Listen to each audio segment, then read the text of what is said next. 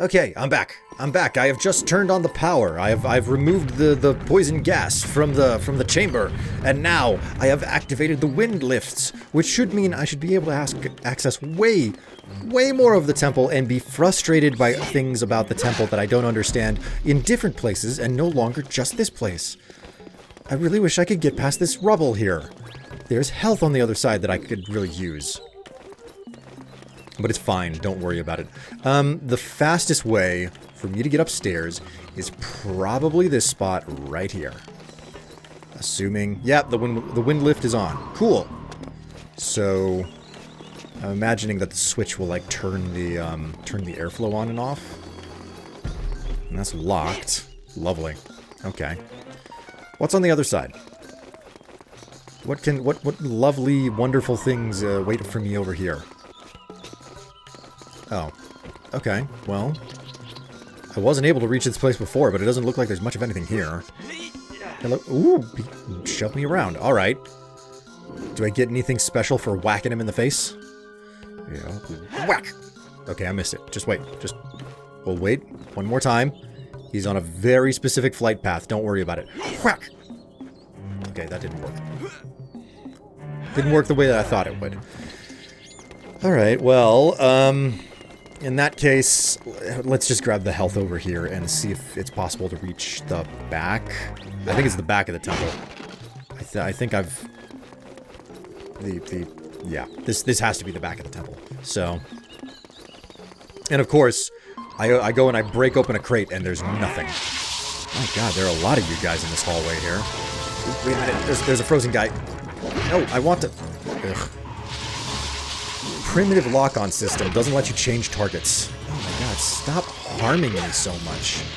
I do not want to deal with your crap. Go away. Okay, they took way more health off of me than they really should have. Oh, hey, look, it's one of the sharp claw locks. Okay, this will work just fine. Beautiful. That's absolutely beautiful. I really do enjoy the costume, even though, yeah, the minute that I try to attack, I lose the costume. So, should I bother this guy? Why not?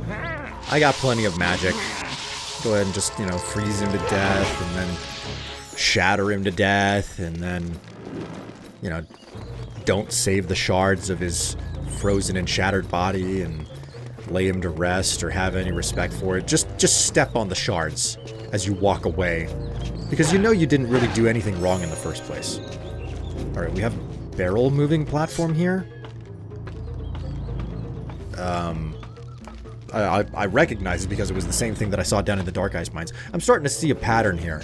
The Dark Eyes Mines had one of these, and now the Cloud Ruler Fortress has one. There we go. Okay, so there's obviously an explosive barrel around here somewhere for me to bother with. Give me that magic.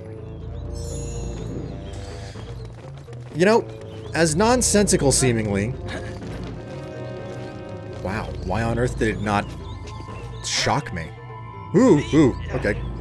Almost didn't get the... Okay, that jump could totally botch. Who wants to jump? Not me. Ooh, hello, shortcut.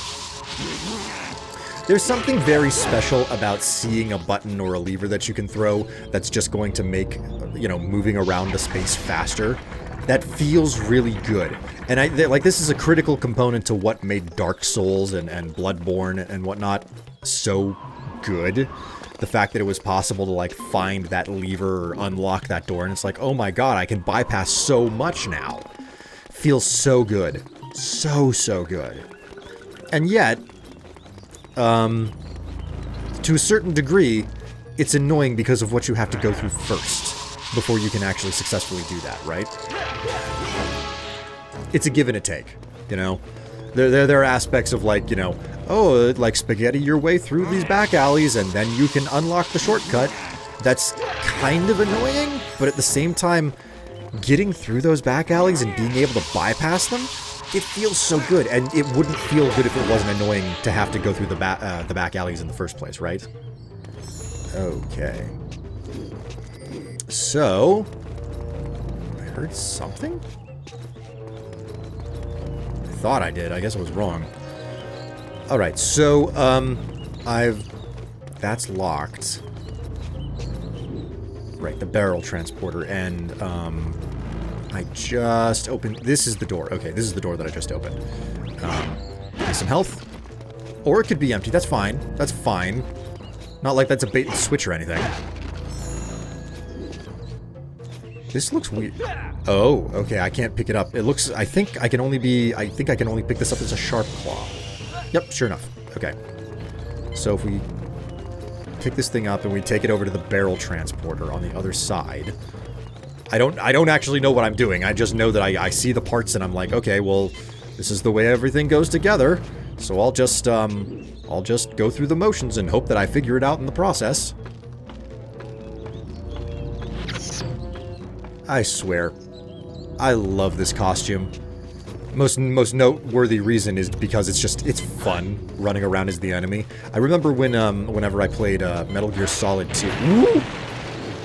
Okay, well that was not what I meant to do, but whoa, yeah, jeez. Okay. I remember when I played Metal Gear Solid 2, and you get to disguise yourself as one of the enemy soldiers in that game at some point, and... Ooh, okay. You get to disguise yourself as an enemy soldier at some point in that game, and when you do that,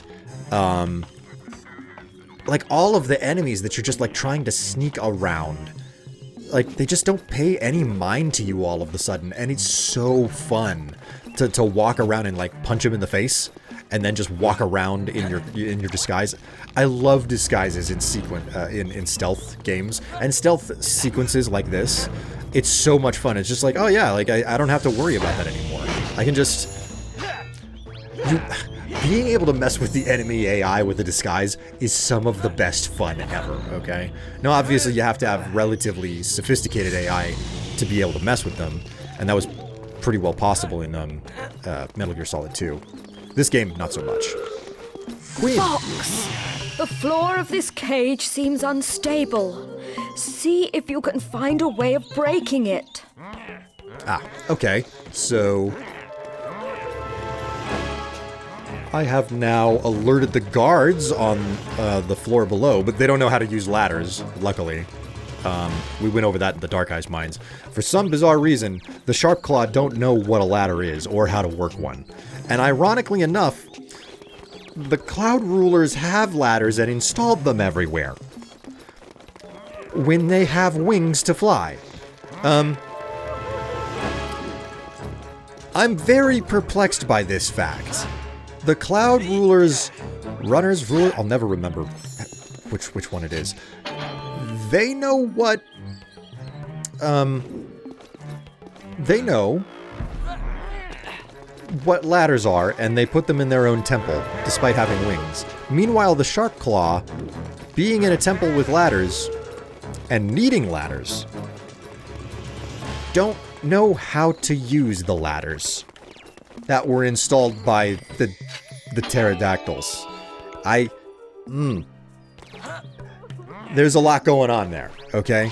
There's a lot going on there, and it's not making an inherent amount of sense. But you know what? It's fine. It's fine. Let's get rid of these guys. Okay, now that that's done, I don't think there's anything else in this area for me, and that right there is the busted pillar that I need to destroy. So, it's as simple as can be. Just get across the chasm here, and we'll re-equip the disguise. And of course, once again, I'll go to the wrong room. It's not the barrel transporter that I need to go to, it's the barrel generation room. There we go. Just blow out the pillar and we should be good. Oh, okay, I could totally get that in the wrong place, though. And it worked out in the end. Oh, that is a special type of skill where you screw up and then it comes back and it works out anyway. Are you all right?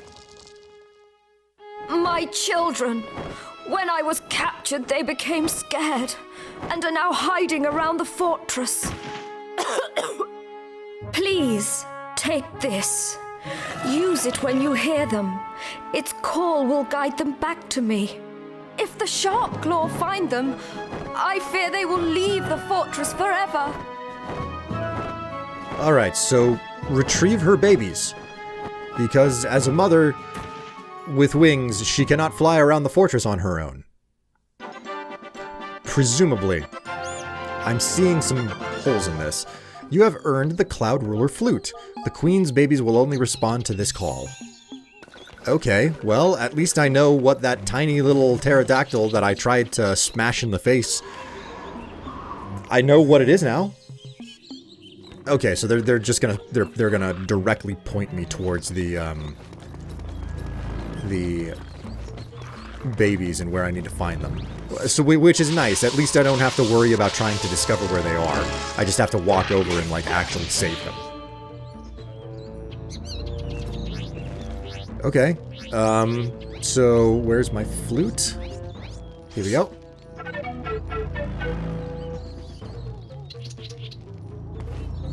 Nothing? Okay, I guess we'll climb up the boxes and play it here.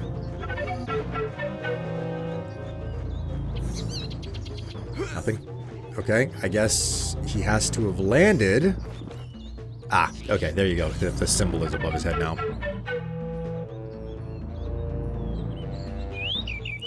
Okay. Okay, it's returning to... He's returning to the mother. Okay, that's good.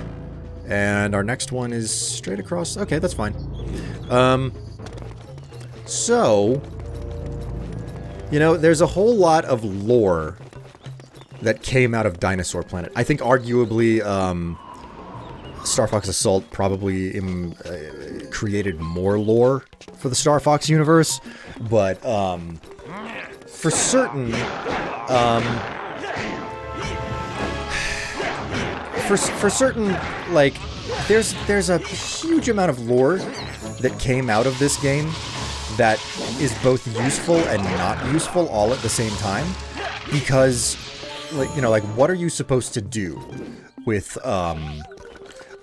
lore kind of in a space opera, you know? It's like, well, this entire game takes place on one single planet, and how are you supposed to take the lore of this one single planet? Oh, uh-oh. How do I get back there? Uh-oh.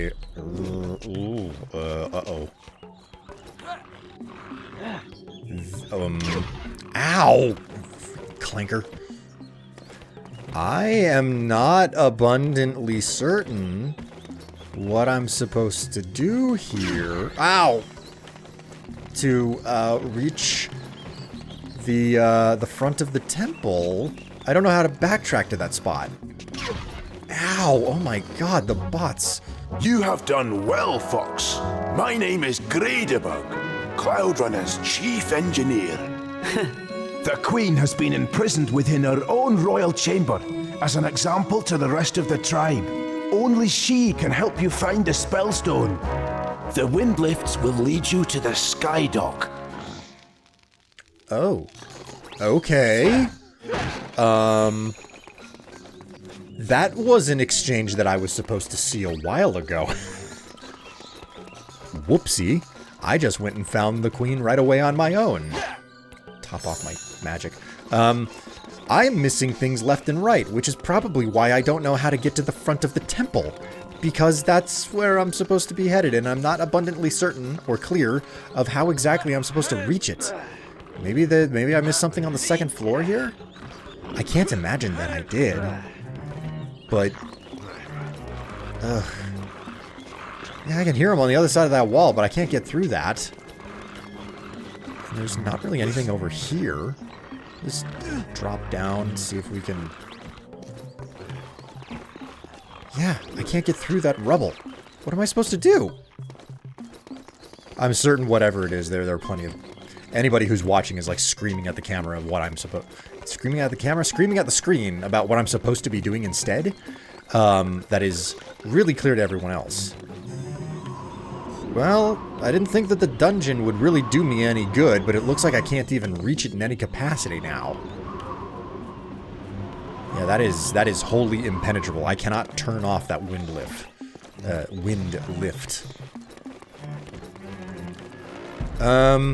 Ooh, jeez. I'm really coming up blank. maybe if we... Let's go around over to this wind lift over here. I don't think I've used it yet. I'm really surprised that clanker didn't shock me. Hello? Is it up here? Nope, this just hooks right back around. This is not helping me at all. Not in the slightest. Slippy, what do you have to say? The queen gave you the flute as this will calm her children. You need to hurry as time is running out. If they get too scared, they're going to leave, and then you'll never... Okay, yeah, there is nothing helpful about that. There is nothing helpful about that. I don't see anything on the map either.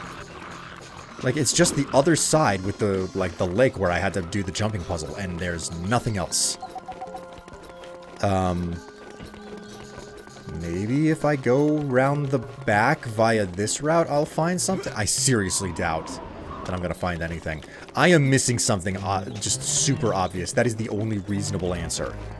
There's like no time left. I'm going to keep trying. Oh, there's another one back here. Oh, well, I guess this is the fourth one that I'm supposed to rescue.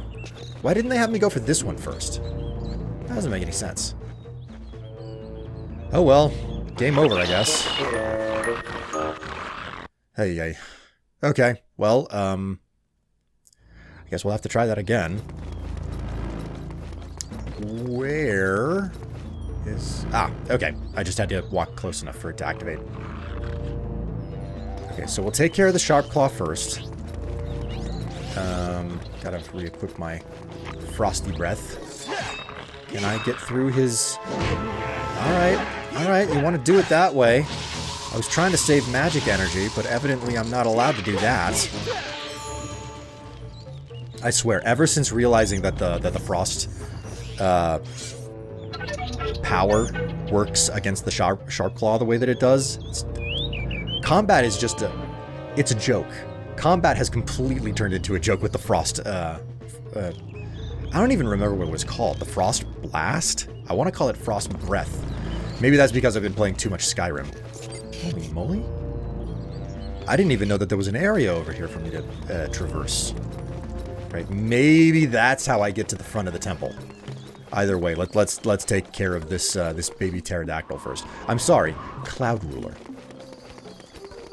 Anyways, as I was saying about lore and whatnot, I see this game as like having expanded all sorts of things about the world and the way that the Lilat system operates, because I think that there's so much available possibility with the Lilat system, you know? And I think that Star Fox Assault probably is the one that... Oh, for God's sake, fine. I'll stand a little bit to the side. I think that Star Fox Assault is the game that did the most for, like, expanding on it. Because they're like, yeah, like you can do combat in more than just space or just by flying a ship. You can also, you know, use all of these other things, etc. But what ended up happening with Dinosaur Planet, the challenge with it is that while there are some like kind of around the edges type of expansions to the lore, most of it is concentrated on just Dinosaur Planet. There's a lot of lore that's been developed just for Dinosaur Planet, and really the biggest and only takeaway from this game that affects the larger world and canon, well, the universe, is it's Crystal. It's just Crystal. I don't think that she ever actually had a last name. If she does, I don't know what it is. Not off the top of my head, anyway. Oh, okay. That's definitely a door, but I can't get through it. Alright, well, this is not the way that I'm supposed to go, at least right now.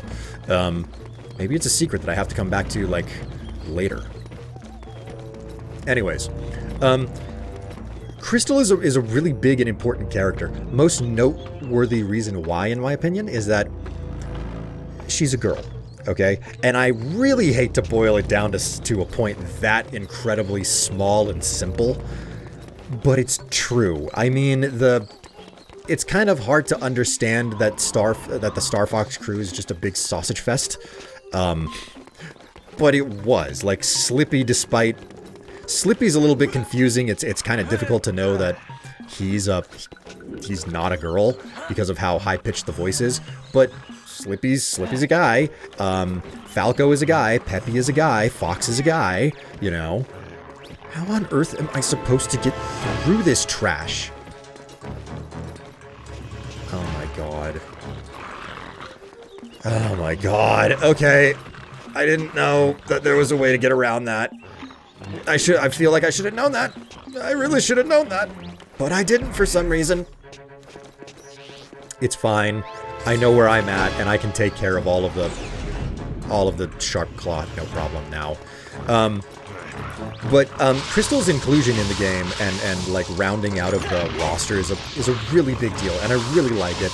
And I'm super happy that she was introduced to the game, and like, even though it's a little bit unfair that basically Crystal was Rare's character, and then she ended up being becoming Nintendo's property because of this game. Like, that feels unfair, but at the same time, I'm happy that for her presence in the Star Fox franchise, because Crystal is a very interesting character. Frankly, they would greatly benefit from fleshing out her backstory and her character more. That and the fact that, to be 100% clear here, I've never played Star Fox Command. In fact, it wasn't until I saw some of the comments on the videos that I realized that Star Fox Command was something quite different from what I thought it was. My understanding is that my initial understanding, and I still don't know the complete truth of it, is that I thought Star Fox Command was just another remake of Star Fox 64, okay?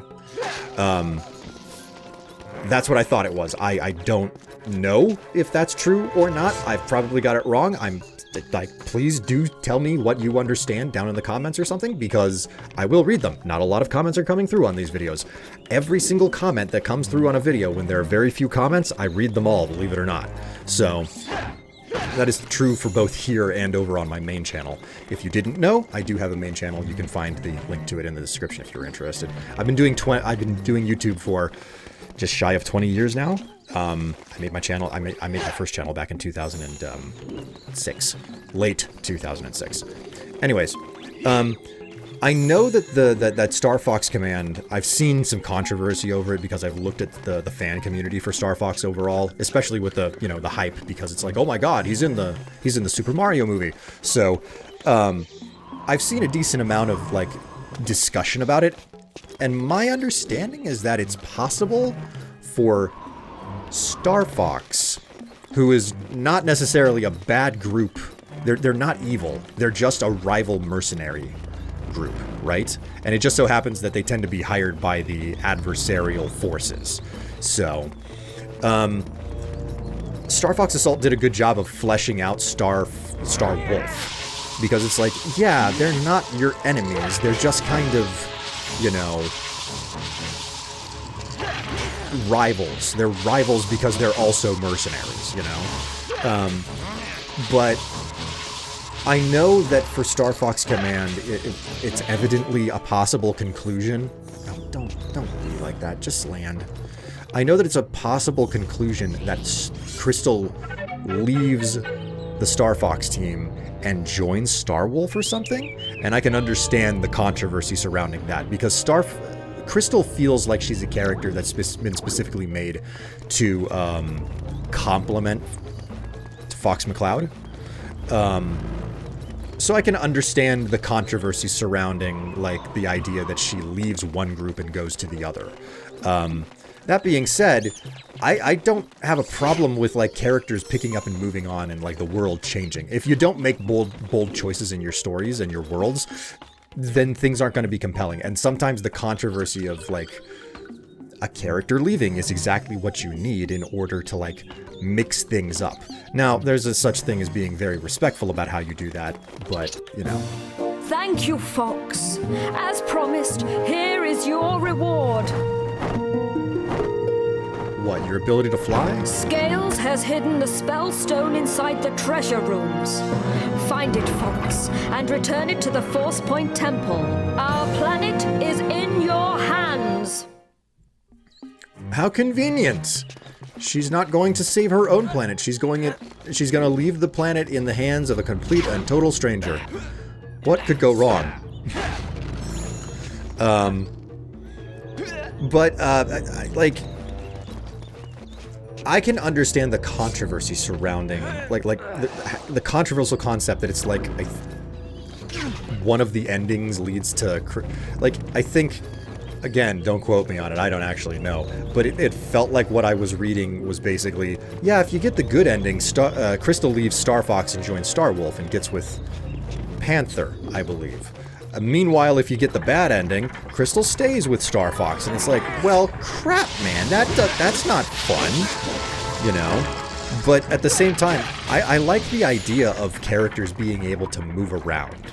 That nothing is static. There has to be risk, and people are not stuck to one thing. They do it in this game with Falco. Falco is just 100% missing in this game. And he does show up later on, and you find out what's going on, and, like, well, you get an idea for what's going on. What on earth is that? Ooh! Oh, for God's sake, I have to... Okay. That's great. I've got to go through all of that again. Anyways. Like, Falco is not present in, as a member of Star Fox, quite, conspicuously. He's just missing. So, and then he does show up. He does show up in this game later on, you know, spoiler alert. And there's more or less point and reason given for it, but I don't think it was said out loud, but it's very much so a situation of like, no, Falco is his own person, and he's not... Just because you're part of a mercenary crew doesn't mean that you're part of the crew for life. You're a mercenary. You get to pick up and move around and do whatever you want, right? So he doesn't have to be part of Star Fox permanently. But at the same time, that doesn't mean that he's no longer friends with the Star Fox operation, you know? So it makes sense that it's like, yeah, people can just like move on and not do the same thing forever, which is, you know, depending on your own personality, that can be kind of hard to swallow as a thing, like change and whatnot. But as the saying goes, the only constant is change. Oh no. Oh no, there's a crack in the wall. Please tell me that they put a barrel somewhere down here for me to use. I'm not confident there is one. I think I know what they want me to do, especially since I had to deactivate that fan back there. Oh boy. Alright, you know what? Let's go back into the chamber. Let's make absolutely doubly sure that I haven't missed anything. We'll go around the edge of all the walls, make certain that I'm not missing any type of a crate, a Bathmadad that I do not need. I'm not missing a crate, I'm not missing a barrel, I'm not missing a spawn spot. I want to be utterly certain that I'm gonna have to go and do this, you know, little hokey pokey. Oh man, okay, we'll use another one. I got plenty of these. As long as the chamber past the crack in the wall is lit, I will be fine. Okay, yeah, there is no barrel in that chamber. So I have to walk out the long way and then climb back up to the upper floor, which is such a lovely thing.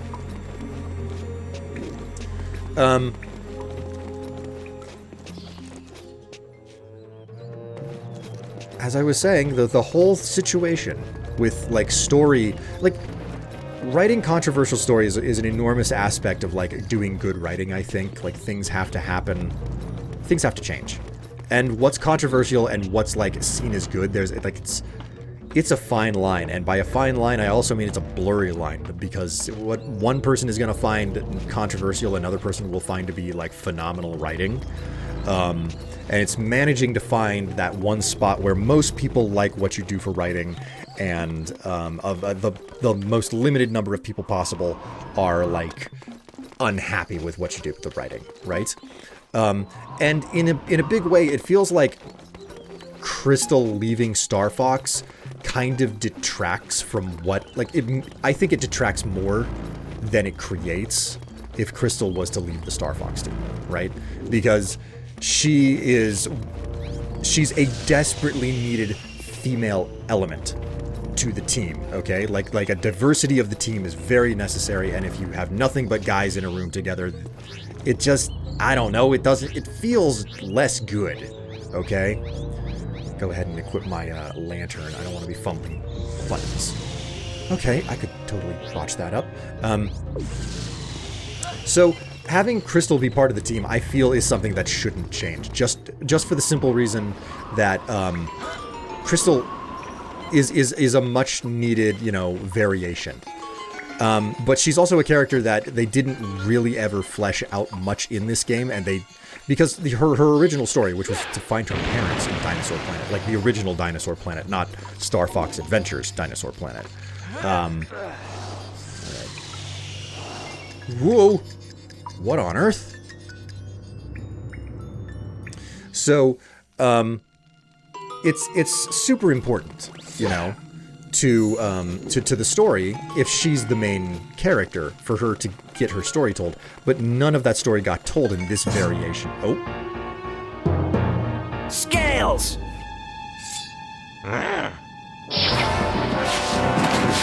God, you're a terrible shot. Get the spellstone out of here!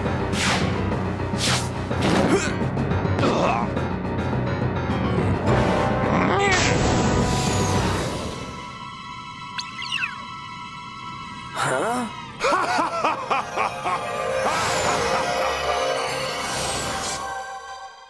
Do you think General Scales is a bit of an exhibitionist? He has such a tiny little tunic going on there that it barely covered his crotch. Okay, so is this like when I was on the Ice Mountain and I just have to like beat them? Or well, this is definitely a lot different from just a normal boss battle to get the Spellstone. That much I will admit readily. All right, I guess this is just a beat them at their own game type situation, and I do have speeder health, like the bike, the speeder that I'm on has a limited amount of. Oh, hey, wait a minute, he's smoking now. Yeah, well, I'm gonna try to beat them, but maybe running into each of them is the real challenge.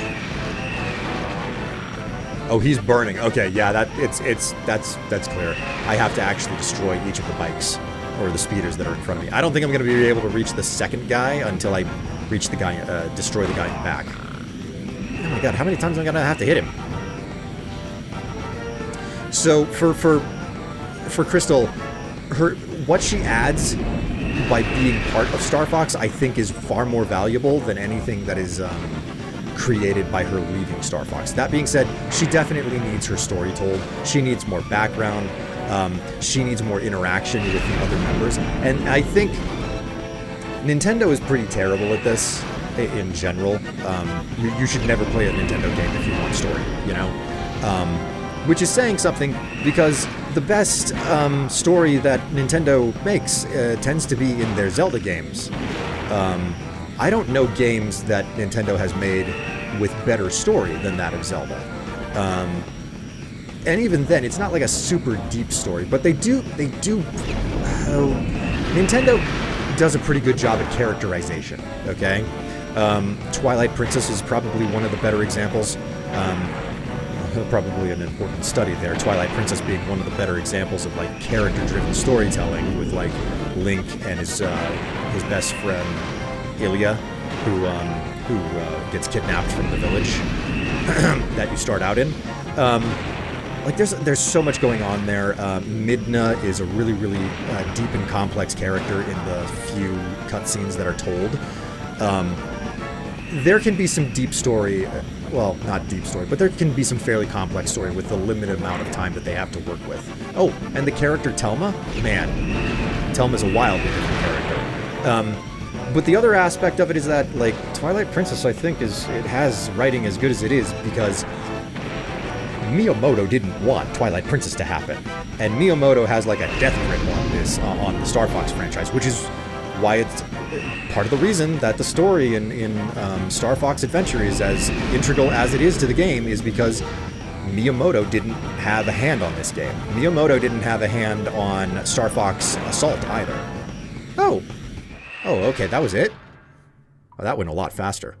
Definitely better than the boss fight with the whatever thing. It started with a G that I had to fight down in the Dark Eyes Mines.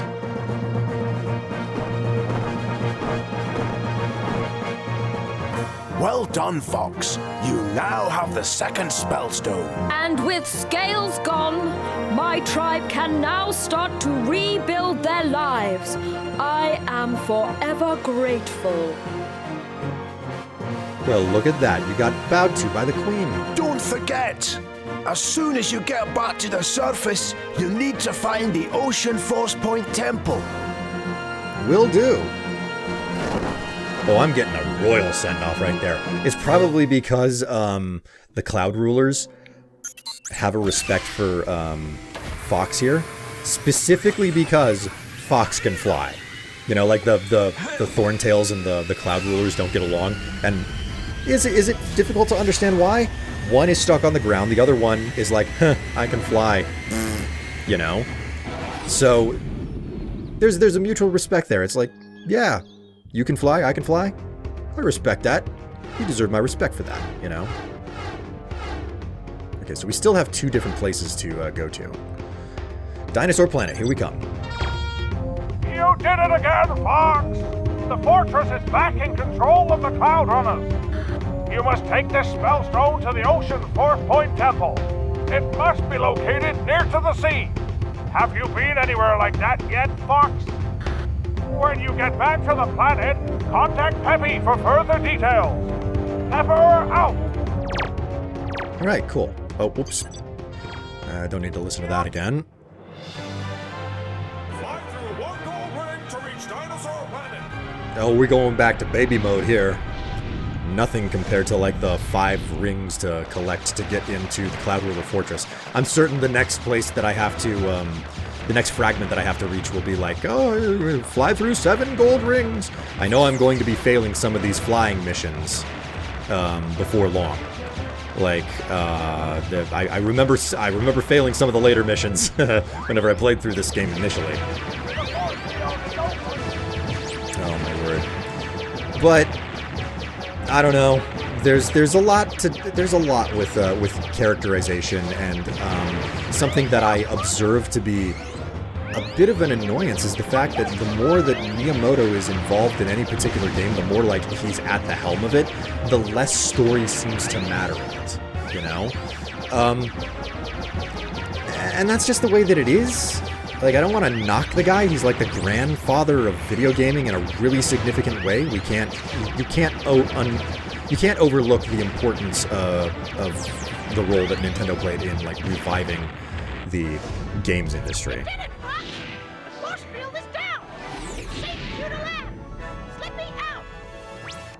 Cool, I beat my high score again.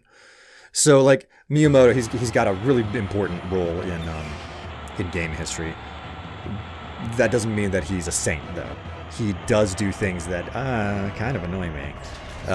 Maybe I'll talk more about this.